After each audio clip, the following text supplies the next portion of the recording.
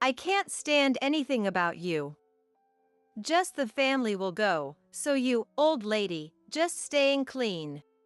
With these words, Linda hurled insults at me in a tone worse than usual. I felt dizzy with her harsh words. A family trip planned by Linda. We've had our ups and downs, but I believed Linda had finally accepted me as part of the family. How foolish I was to think so. My hopes were shattered, and I felt utterly betrayed. I've been put through so much pain, again and again. It's something that should never be forgiven. To take my revenge and make her pay, I started plotting. My name is Laura, I'm 58 years old. I live with my husband William and our son and his wife. William has grown frail and needs care. I was relieved and grateful that our son and his wife lived with us, as it seemed hard to care for William and work at the same time.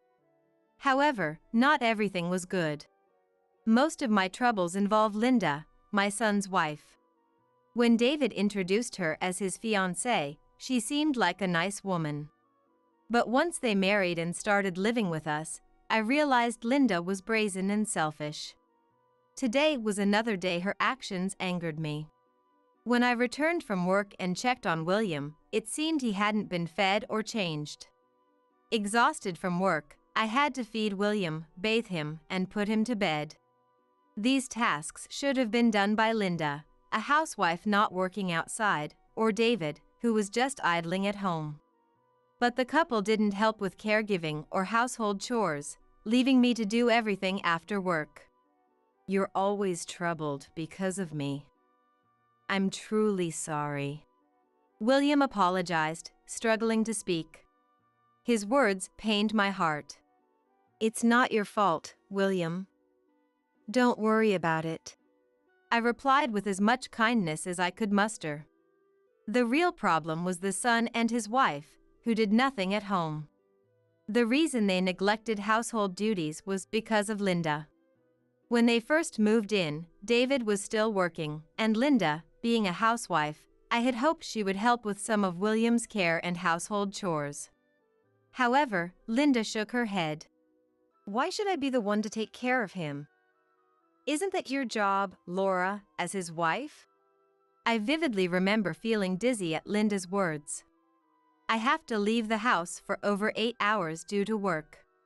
Leaving William without care during that time is absolutely not acceptable. I tried to persuade Linda, but she never agreed. Initially, I thought of quitting my job to care for him, but soon after, David was fired. Now, I'm the only one supporting our family financially. If I quit my job, William and the couple would be in trouble. I couldn't bear to see my dear family suffer. Linda didn't stop there, she even influenced David. At first, David said, "I'm not working, so maybe I should help with the caregiving?" But Linda scolded him for that.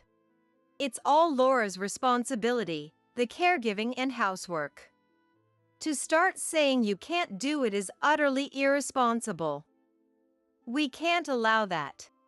Initially confused by Linda's words, David gradually began to believe they were right. Moreover, Linda convinced him. "We're living fine even without working, so why make unnecessary efforts?" Thus, she made him stop looking for a job. Linda has a strong personality, and according to David, she has always been my guiding light.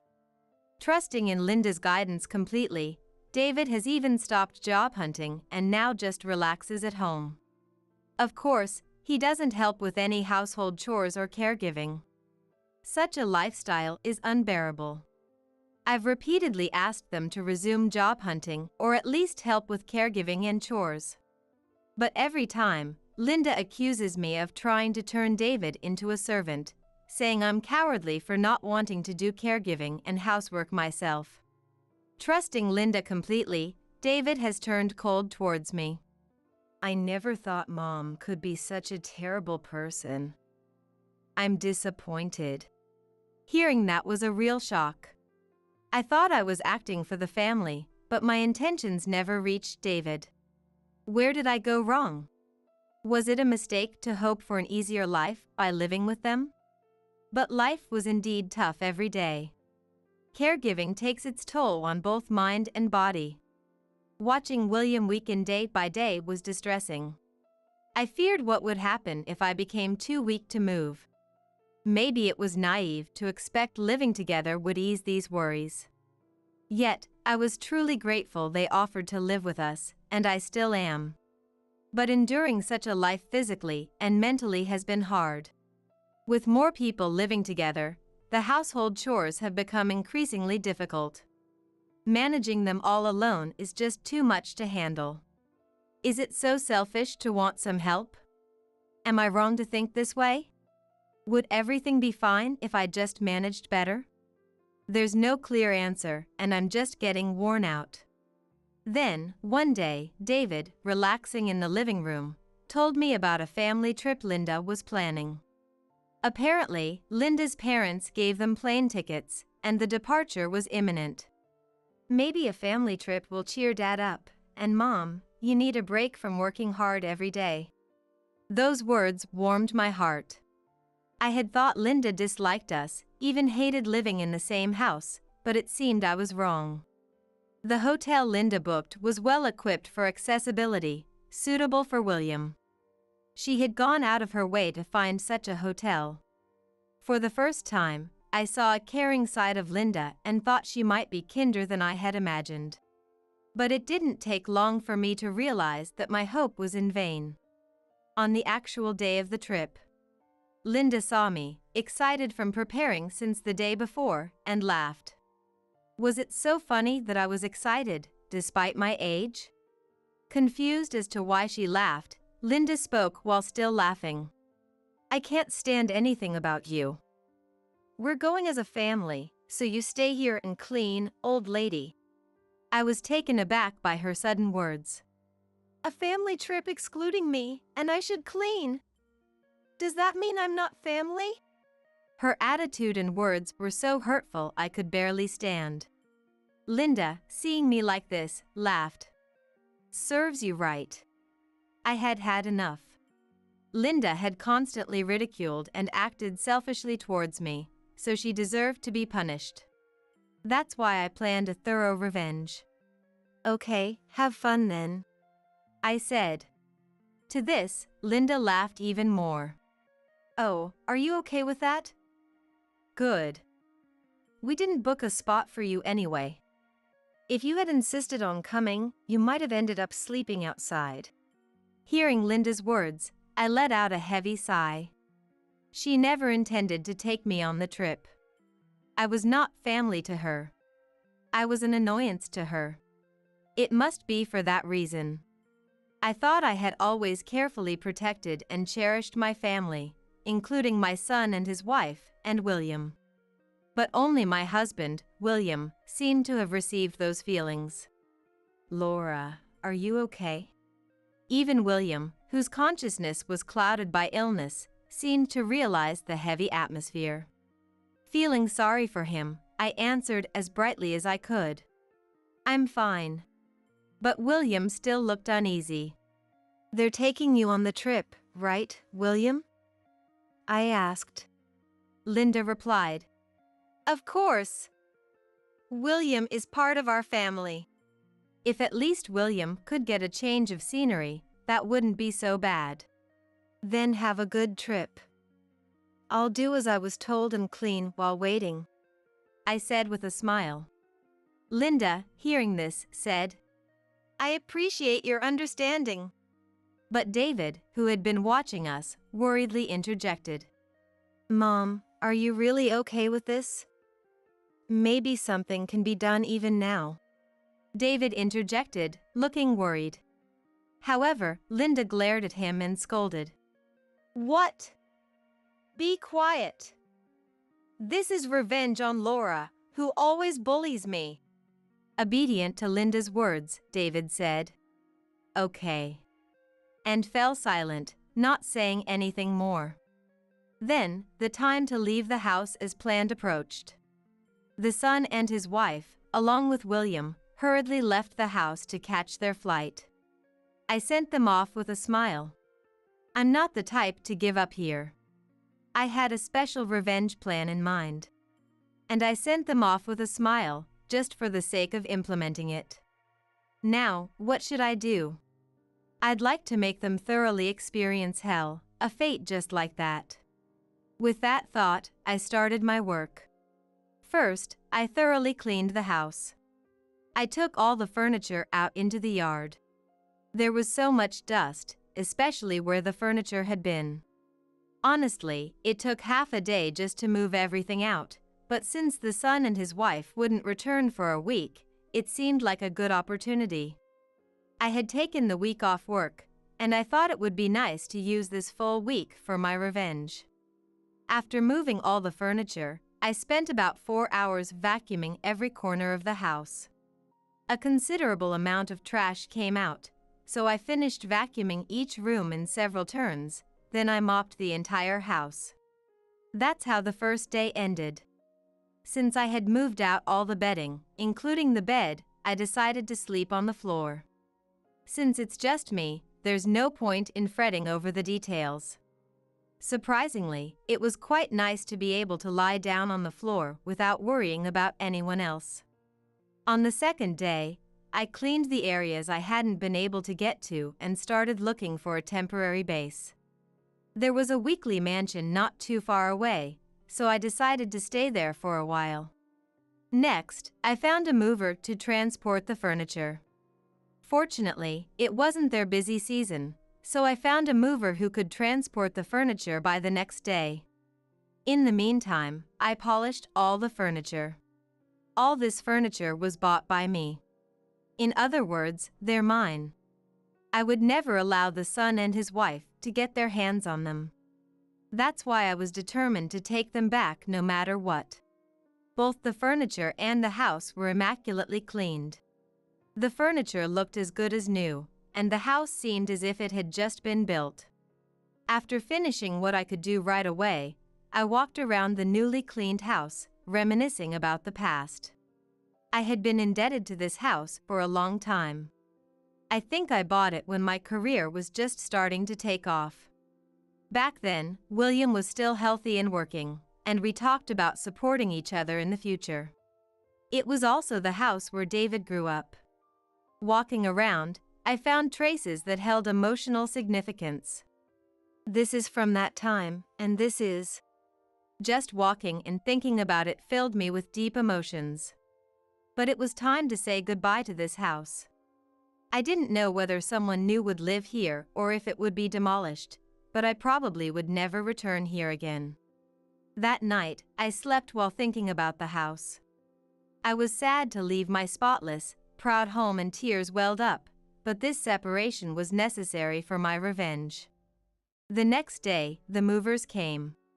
I had them transport everything to the weekly mansion I had arranged, and I left the house at the same time. Then, I contacted a real estate agent to sell the house. They promptly assessed it and set a price. Due to the age of the house, the price was much lower than when I bought it, but I didn't care. Selling the house was my primary goal. After entrusting the future to the real estate agent, I began living in the weekly mansion and started looking for a new home.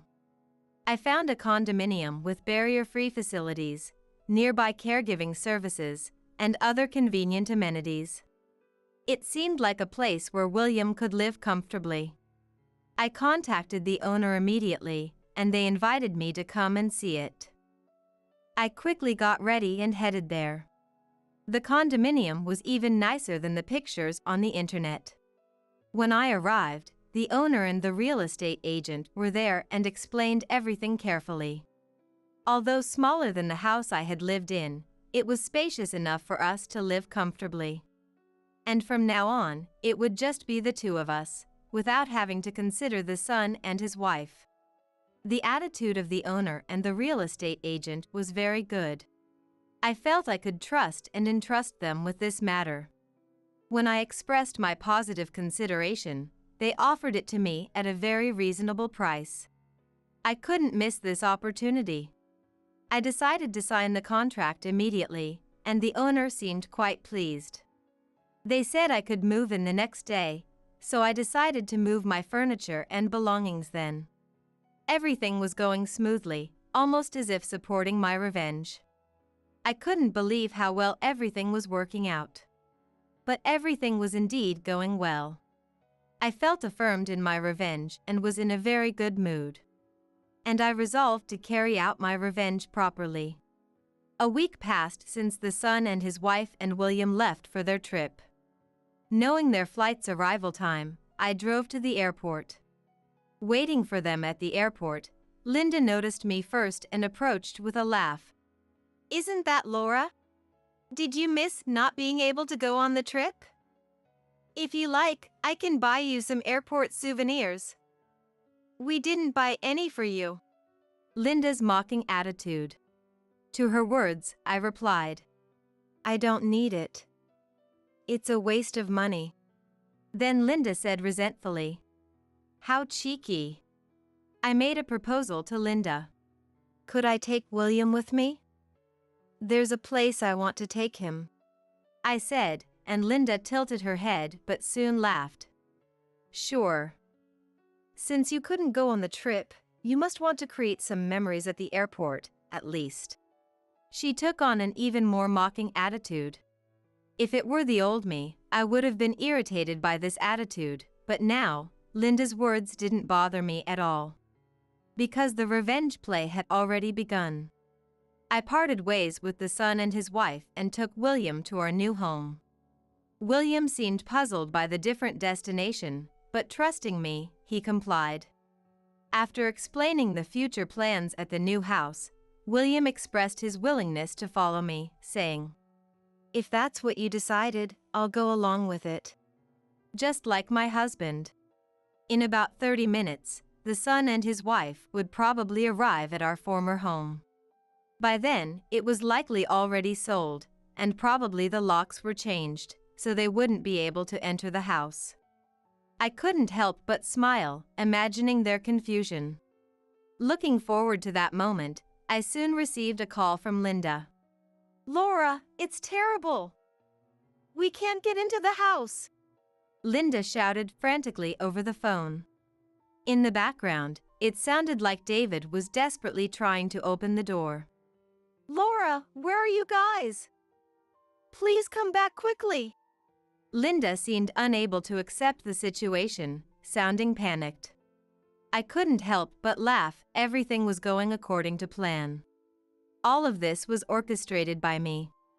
It's a punishment for people like Linda and David, who betrayed and were ungrateful to us, their family. "I'm sorry, but I'm not coming back. That house isn't ours anymore." When I said this firmly, Linda shouted, "What do you mean by that?" I patiently explained to her, unaware of what was happening. "Listen, I sold that house.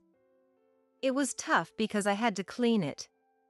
Now William and I are in a new home. I didn't think I could do all this in a week, so I guess I'm lucky." "What? You did all that on your own, and you think it's okay? We're family." "Family?" She left me behind, saying I wasn't family. When it's convenient for her, she treats me as family, trying to bring about a self-centered outcome. Such cunning and selfishness made me sigh deeply. As if shocked by that, Linda blurted out in a panic, "What's all this about? If you have something to say, just say it." Since she asked, maybe it's my duty to answer. I decided to speak my mind. "Family? Don't be ridiculous. You were the one who excluded me from the family. Remember, you said I wasn't family, so you wouldn't take me on the trip? And now you want my help and treat me like family? Isn't that too convenient? To live off someone's support and have the nerve to say that." Linda tried to respond to my words. "Don't say such terrible things. We're really in trouble. Please, I beg you, help us."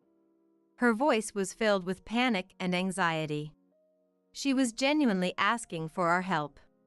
That's how her voice sounded. The old me might have reached out as family, but she on the other end of the phone was not family, so there was no need to help. I'm sorry, but give up. No matter what you say, my heart won't be moved. That's how much I've given up on you. It's useless, no matter how hard you try.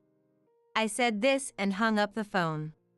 Then Linda and David called and messaged countless times. It was so annoying that I blocked their numbers.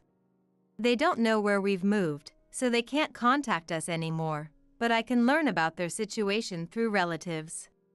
After being kicked out of the house, the son and his wife had a huge fight. Linda, feeling she couldn't go on with David, proposed a divorce that day and went back to her parents' house. But her parents were furious at her actions. She wasn't allowed in their house and was kicked out. Even if she wanted to reunite with David, he had already filed for divorce and found a new place, making contact impossible.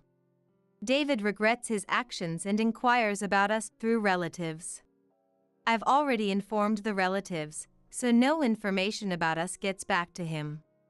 He seems genuinely concerned about whether we are doing well.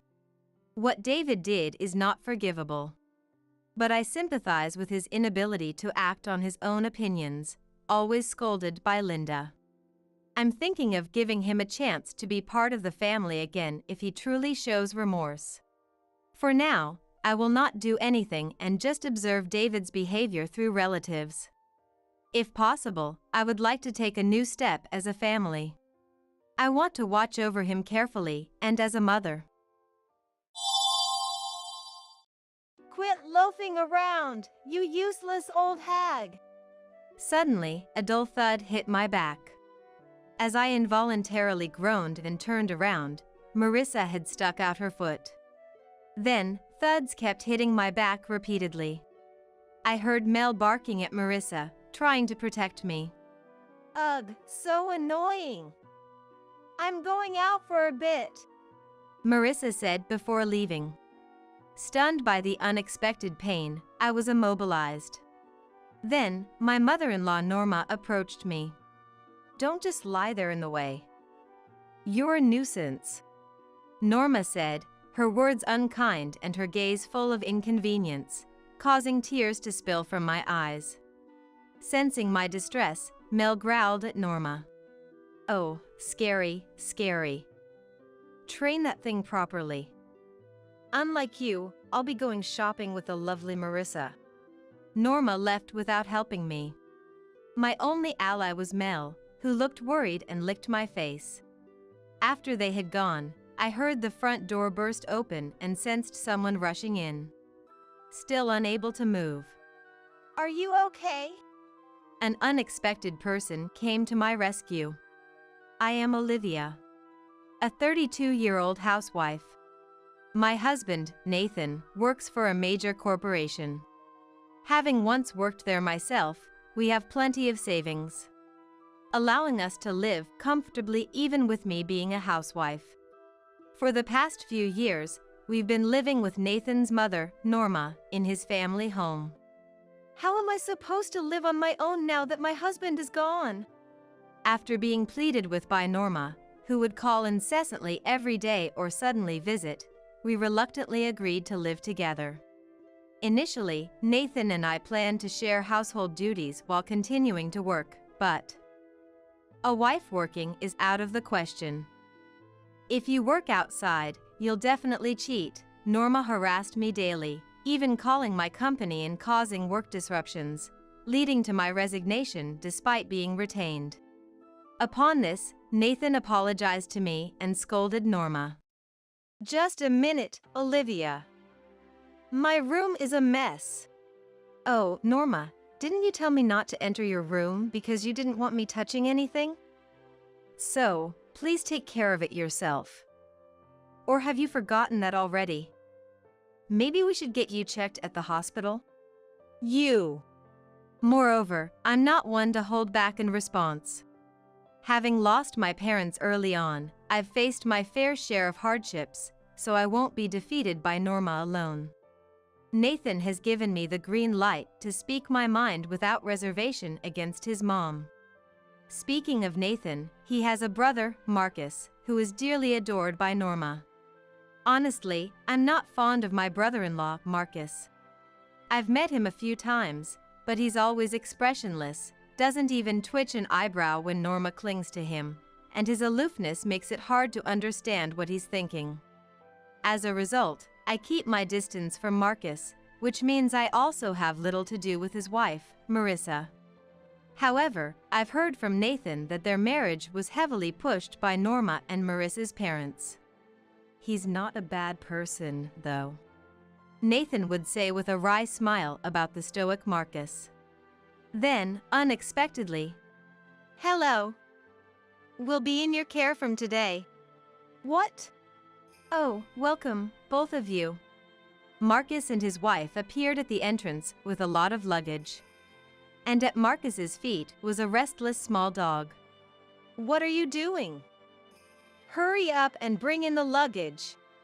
"Wait a minute. What's this about?" I asked, confused, and Marcus looked puzzled.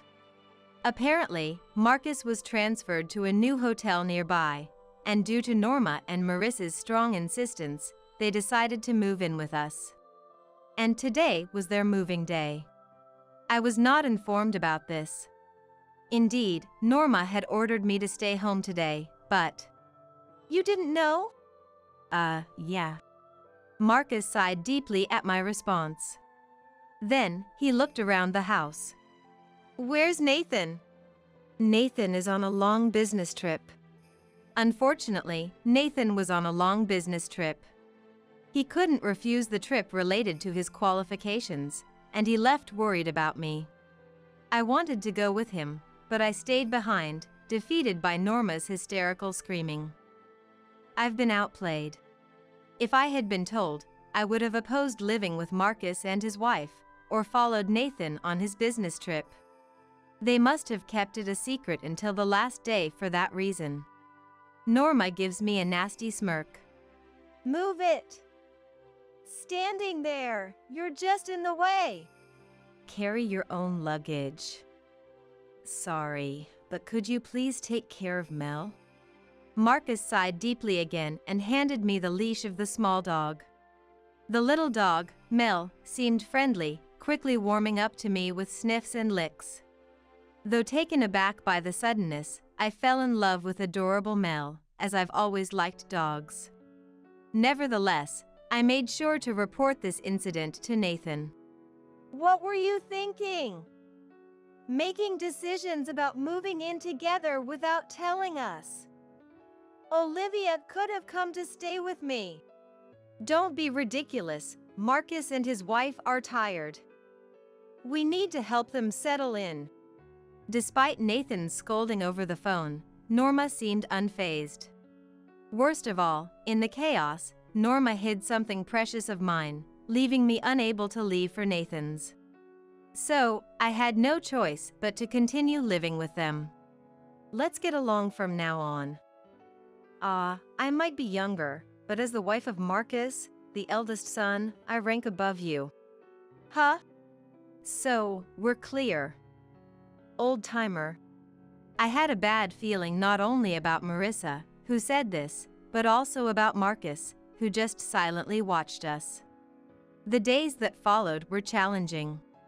Despite being a housewife like me, Marissa did no household chores. "Oh, can you take care of this too?" "It's no trouble since you're already doing it, right?" Marissa, in cahoots with Norma, dumped everything on me. Norma favored her because she was Marcus's young wife. "Marissa's beautiful hands would suffer if she did the dishes. Olivia, you do them." They pushed all the dishwashing onto me. "Marissa's pretty face would get dirty if she cleaned. Olivia, you do the cleaning."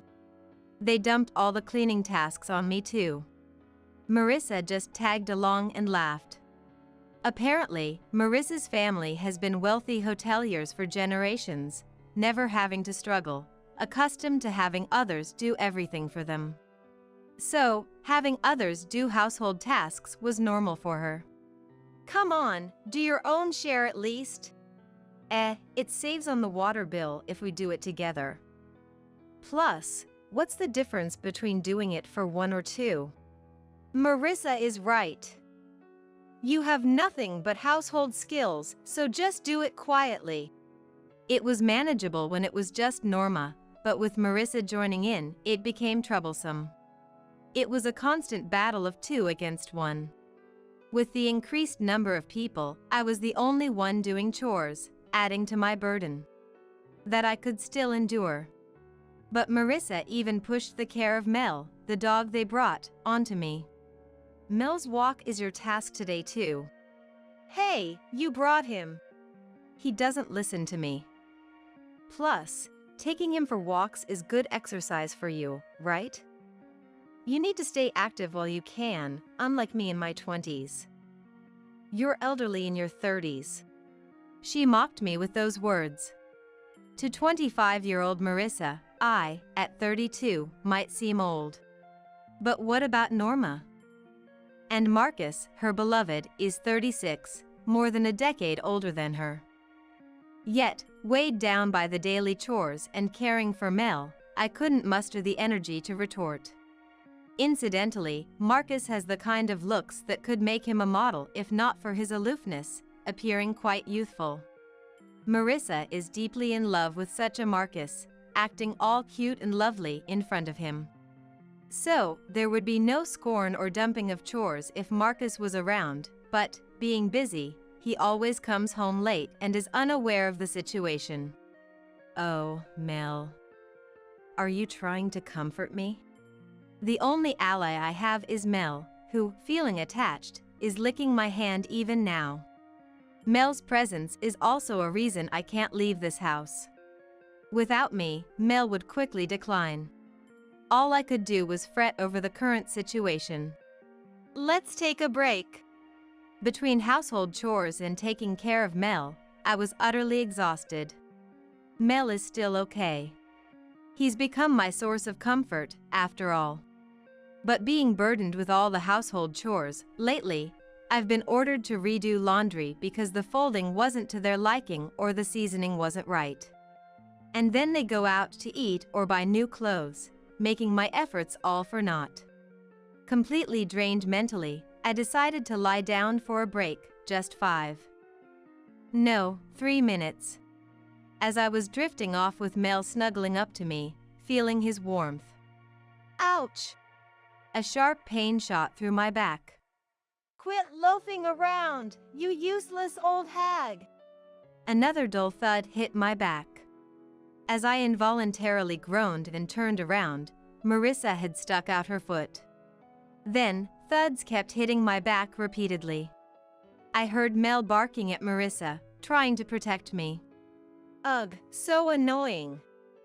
I'm going out for a bit, Marissa said before leaving. Stunned by the unexpected pain, I was immobilized. Then, my mother-in-law Norma approached me. Don't just lie there in the way.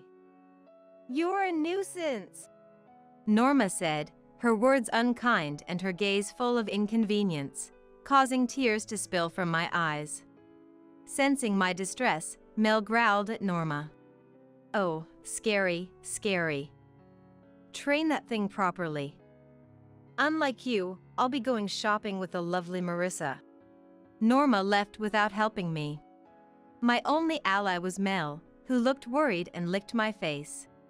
Help me. Nathan. I could only call out for Nathan, who wasn't here. After they had gone, I heard the front door burst open and sensed someone rushing in. Unable to move due to the pain in my back. Are you okay? An unexpected person came to my rescue.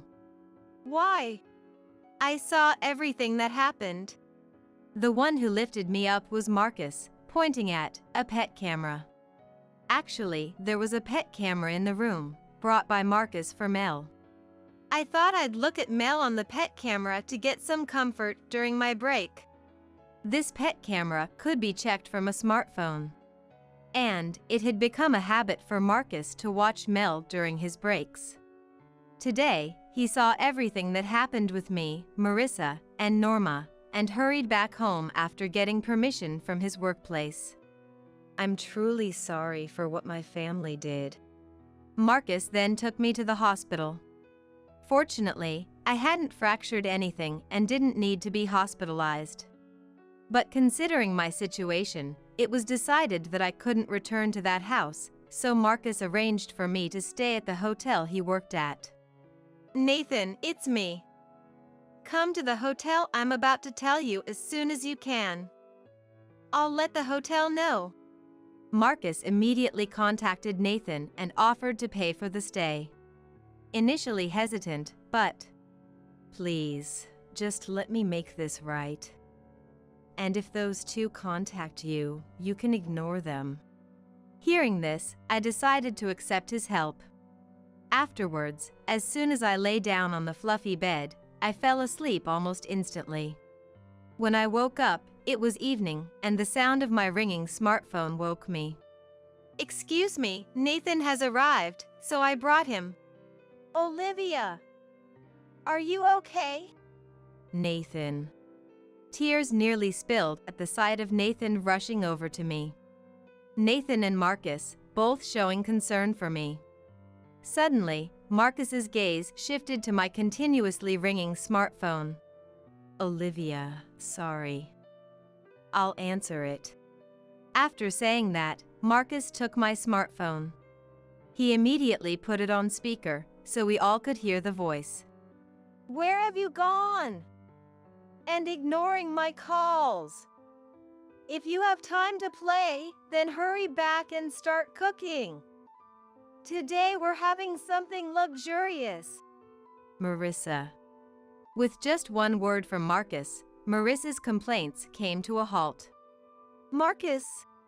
The words that followed were trembling.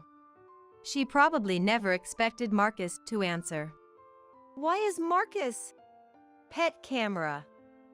I saw everything you did. No way.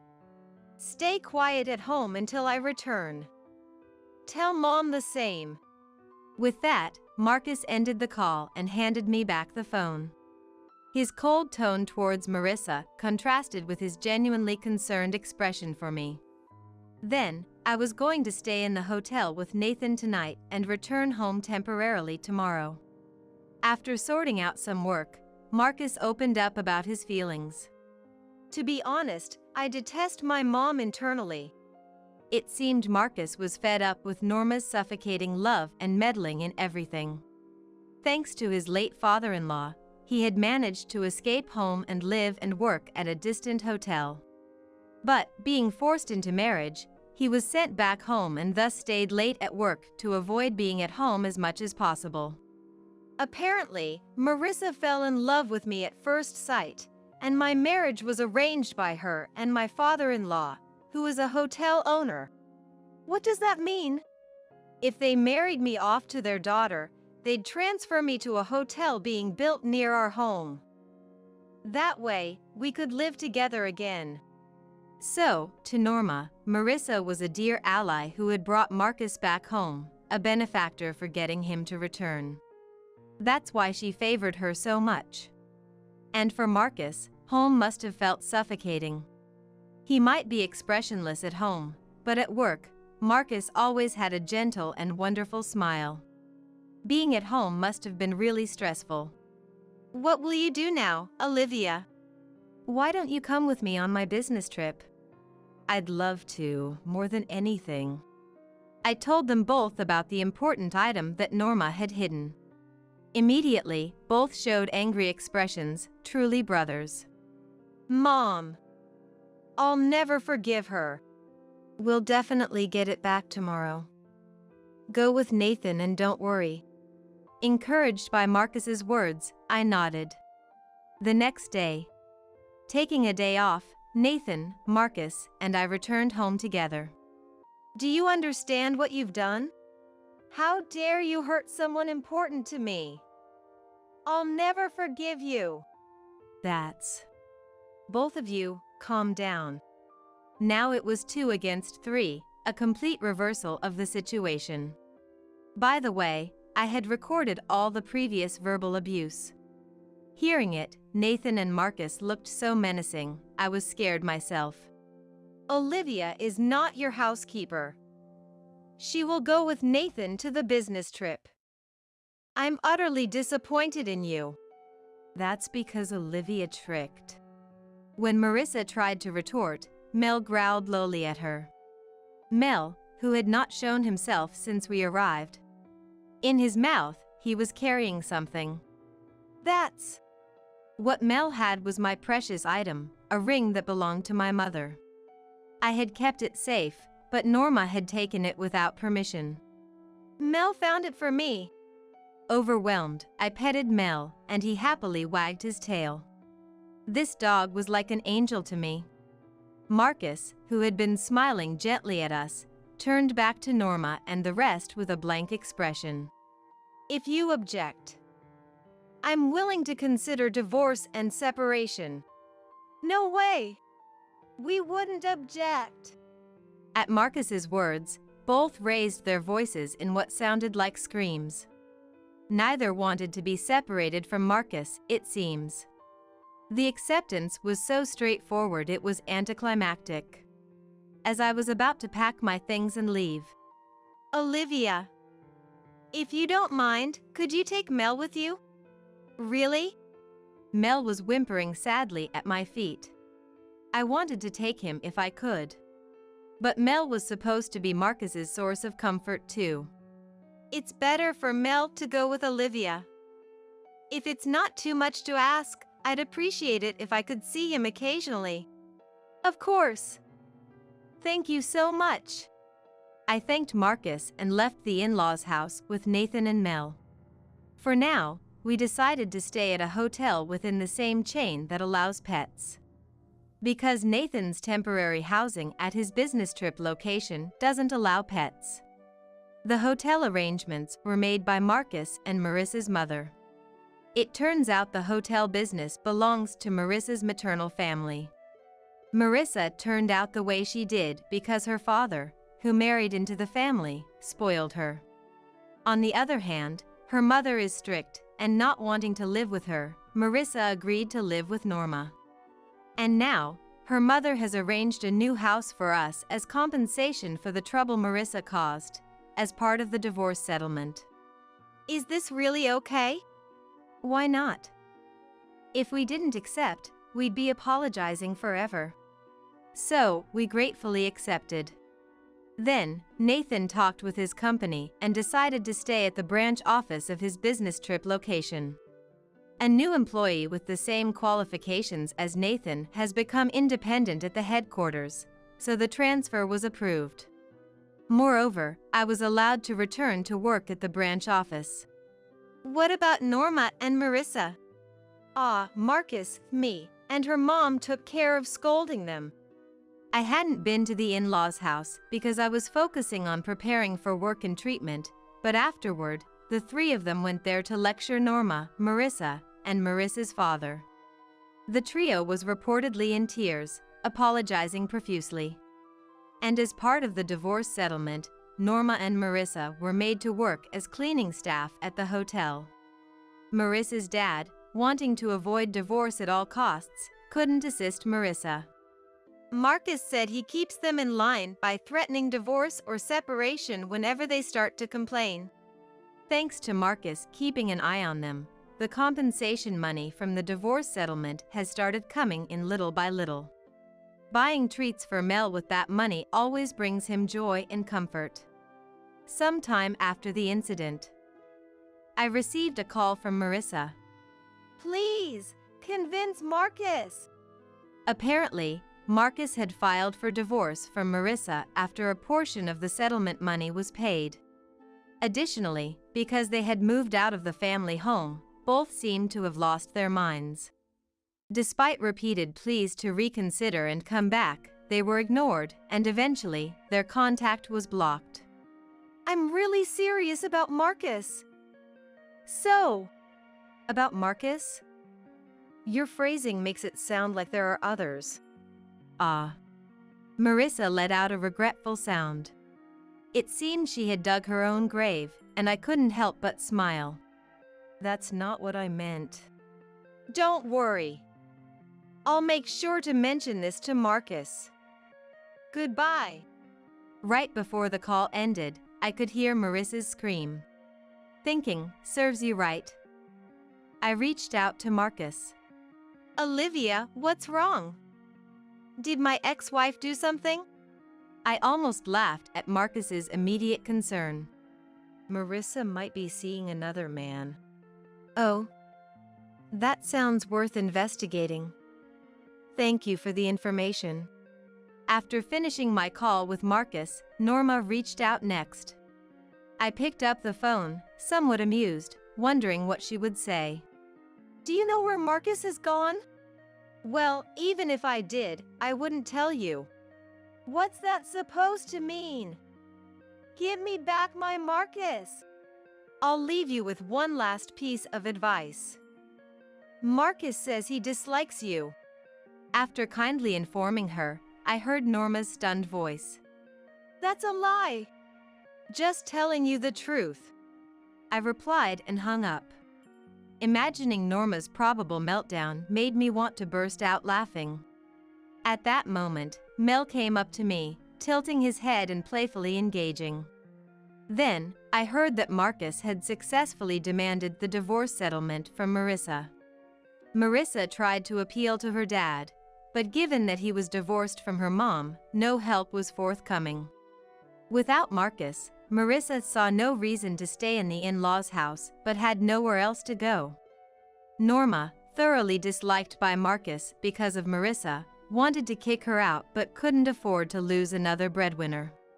So, they ended up living together, hurling insults at each other, as Marcus, now free and relieved, informed me. On another note, I received wonderful news. Olivia. What's the baby's gender? Looks like it's a boy. Really? Wow, I can't wait to meet him. Not long after leaving the in-laws' house, I discovered I was pregnant with Nathan's child. The absence of Norma's stress seemed to have welcomed the baby into our lives. Mel, sensing our happiness, joined in the celebration. Furthermore, I heard about an engagement from the ever-helpful Marcus. He was always opposed by Mom and forcibly separated. Marcus originally had a partner, but due to being forcibly married, they had split up. This time, he was able to reconcile with his ex-girlfriend and plans to marry her soon to ensure they won't be separated again. While preparing for the wedding, Marcus, who started training as a manager under Marissa's mother, seemed busy but had a genuine smile on his face. Then, I gave birth to our adorable son. Nathan has been very supportive with household chores and childcare, always taking action before I even need to ask, which has been a huge help. Mel loves his little brother too and rushes over to soothe him whenever he cries. Nathan and I found great comfort in their actions. Marcus, now far removed from his time in the in-laws' house, is enjoying his postponed newlywed life with a smile, alongside his new wife. His wife and I get along well, building a much better relationship than I ever had with Marissa.